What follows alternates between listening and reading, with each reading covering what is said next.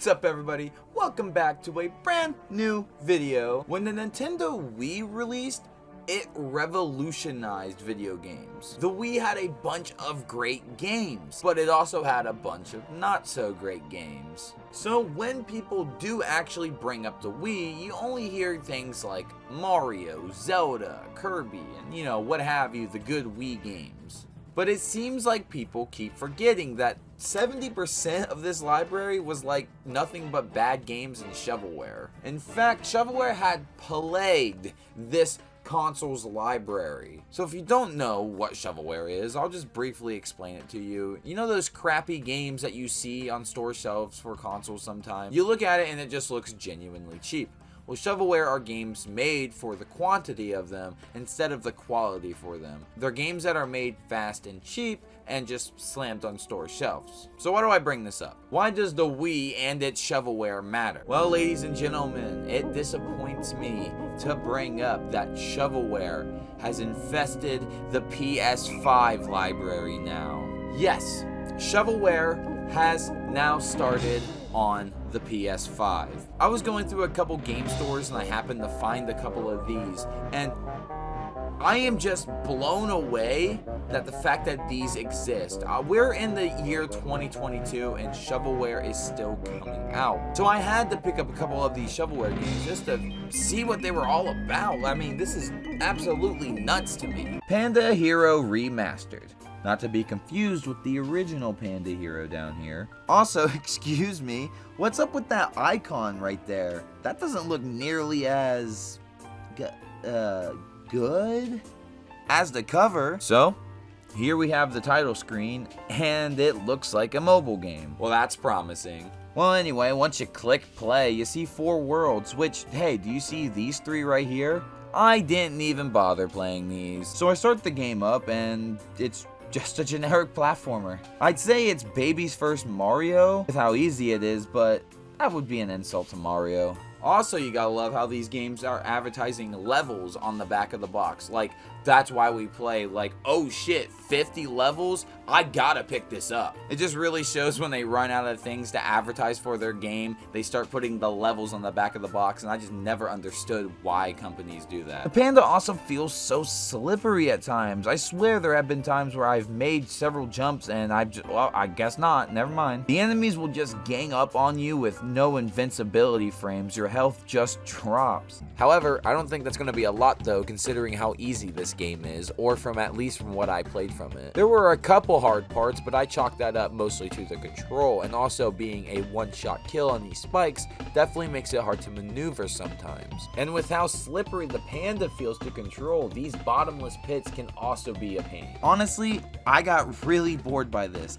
I just didn't enjoy it. The Panda felt too slippery, the controls felt weird, the platforming is just bare bones, there's nothing really here to keep me going. So when I got to the 5th level, just out of boredom, I just started just speeding through the levels, which in its own right can be fun, but that's only because I'm making it fun. Which, when the game doesn't make itself fun and I have to make it fun, that's when a game fails in my opinion. The game should make me have fun, not me try to make myself have fun in the game. At the end of the day, Panda Hero isn't bad, it's just uninspired, and it bored me really quickly. However, it's not as bad as the next 2 games, and that is actually why I wanted to start with this. It's the lesser evil. So moving on, we have Winter Sports Games 4K Edition. You gotta love how they emphasize the 4K edition right there. Like, I think that should be like a back of the box advertisement, not something that's on your front cover, but whatever. Winter Sports Games 4K Edition. And if it's anything like Panda Hero Remastered, I'm assuming there is just a normal edition out there. However, I did not find that one for this video. Well, anyway, booting this up will take you straight to the title screen. And what a title screen it is. They literally just took the box art and zoomed it in and called it a day. And the music, where's the music? It's just, nothing's here. Well, I guess that's pretty much it for the menu. Jesus! There it was! There's the music! Not bad. I mean, it's generic winter music, but hey, it's not bad. Credit where credit's due. So, what do you think the gameplay consists of? Seriously, take a guess. What does Winter Sports Games 4K Edition give us in gameplay? The game is exactly what you think it is. It's winter sports games in 4K. There are only 6 sports to pick. Only 6! There's bobsledding, ski slalom, ski jumping, curling, and 2 others I didn't even bother to record. Something I noticed is that the games don't even tell you how to play until you're already playing, even if the controls are very simple. On top of all of that, this looks like an upscaled Wii game. I mean, you could possibly have some fun with this. If you had like a buddy or a couple friends playing with you, then I mean, that makes any game fun.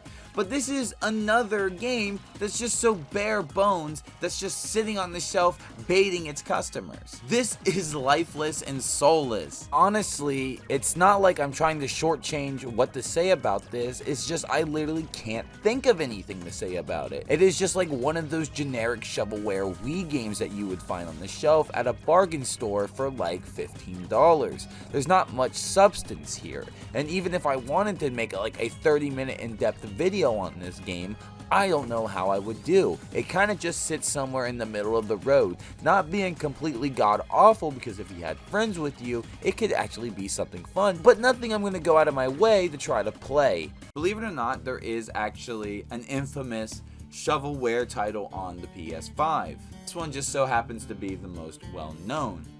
Crazy Chicken Shooter Edition. When discussing PS5 games, this one happens to be the most well-known. Wait a sec.